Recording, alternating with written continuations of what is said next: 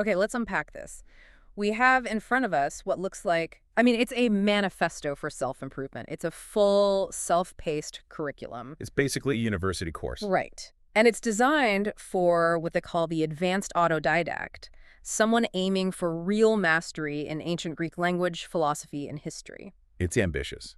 I Right. mean, to say the least. The source material frames this whole thing as a 3-credit course, which that immediately tells you what kind of commitment you're looking at. We're talking 150 hours of work here, minimum. Yeah, 150 hours of concentrated solo effort. And that's not just, casual reading. That breaks down to about 10 hours a week, every week, for 12 weeks straight.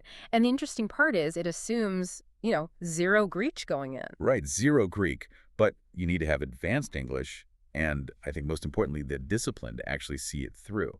So in this deep dive, our mission is really to map out that whole journey for you. We'll get into the resources, the specific learning targets, and what I think is maybe the most unique part, The methodology. the methodology. In an age of screens, this whole thing relies, non-negotiably, on a physical paper notebook. For everything, notes, drafts, even sketches. It's a very deliberate choice. It forces a kind of tangibility, Yeah. So before you even learn a single word of Greek, the syllabus lays out the exact tools you'll need. The scholar's toolkit. Exactly. It's anchored by 5 foundational texts for the whole 12 weeks. First, the absolute essential.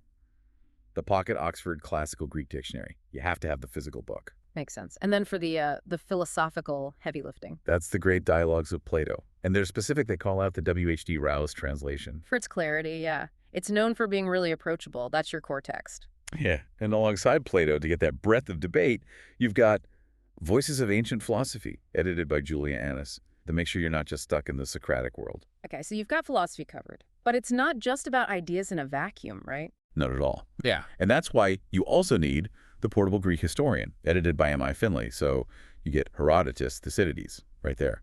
And then the surprise pick for me was Art of the World, Crete and Early Greece. So it's philosophy, history, and art, the whole cultural package. Exactly. And what's really motivating about it is that it doesn't just promise you'll learn about Greece.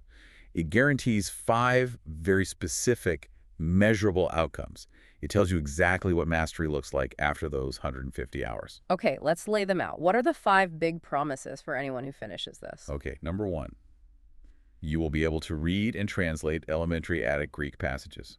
Basic functional literacy. With your dictionary, of course. As your dictionary. Number 2, you'll be able to summarize and critically compare Plato's big dialogues, Euthyphro, Apology, Crito. So really understanding the whole Socratic trial, the challenge to the state, all of that. That's central to it. Third, and this is a big one, you have to master Greek historiography. So you're not just reading Herodotus, you're distinguishing his almost anthropological style from Thucydides' empirical methods and then Xenophon's more moralizing narratives. That's a high-level skill, Yeah. differentiating the methods, not just the stories. Precisely. The fourth outcome ties back to that art book. You have to explain the cultural significance of Minoan Crete and early archaic Greece. And the 5th. You have to be able to articulate the central themes in these ancient debates, and then, this is key, relate them to contemporary issues, show that it's still relevant. That's a serious list. But here's my question. It's self-paced, it's unsupervised. Mm. How does a structure like this actually enforce discipline? How does it make sure you really get there? The discipline is built right into the assessment, and it all comes back to that paper notebook. It's not a suggestion, it's a tool. From week 1, you're forced to set it up.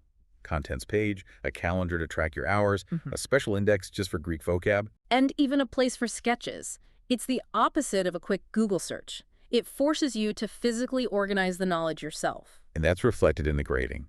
The assessment is designed to balance that consistent weekly effort with these big high-level projects. So how does that break down? 30% of your grade comes from weekly reading reflections, just 300 words each, but it ensures you're engaging every single week. No cramming. But the real test must be the big essays. Oh, they're huge. The midterm essay is 2,500 words worth 25%, and the final project, a 4,000-word research paper, is the capstone.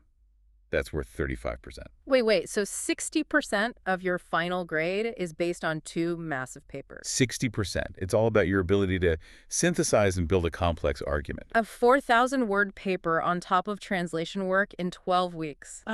I mean, is that setting you up for success or just burnout? That sounds incredibly intense. It is, but the last 10% is what holds it all together. It's the translation lab. That's where you're translating selected Greek sentences. The anchor. It's the anchor. The thinking is you can't really grasp Plato's arguments without grappling with the nitty-gritty of the language itself, even at a basic level. Okay, and that's where it gets really interesting for now, how it integrates that nitty-gritty language stuff with these huge philosophical ideas, and that starts right away in week 2. Week 2 is a total Greek boot camp. You're doing alphabet drills. You're setting up noun and verb tables in your notebook, first and second declension, present active, indicative endings. So the absolute basic building blocks of the language. The absolute basics. You have to conjugate 5 regular verbs by hand in that notebook while also building out your vocabulary index. You're creating your own physical reference library. And then in week 3, just when you're getting your head around the grammar, it throws a total curveball. The Minoan assignment. You pivot completely to visual culture. You read the chapters on Minoan Crete from the art book. And the assignment itself is so unique. You have to physically recreate a fresco motif like a dolphin or a double axe on a little 10-centimeter card. It's forcing you to synthesize through an artistic lens. And you can't just draw a nice picture. You have to annotate the symbolism right there on the card. And then write an artist's statement on the back. A 200-word statement explaining its possible meaning, how it reflects Minoan values, their connection to the sea, their religion, whatever it might be. That's such a brilliant twist. It makes you turn academic reading into a tangible, symbolic object. What kind of thinking does that prepare you for later on? It prepares you for the huge intellectual leap in Theme 2, the Socratic turn.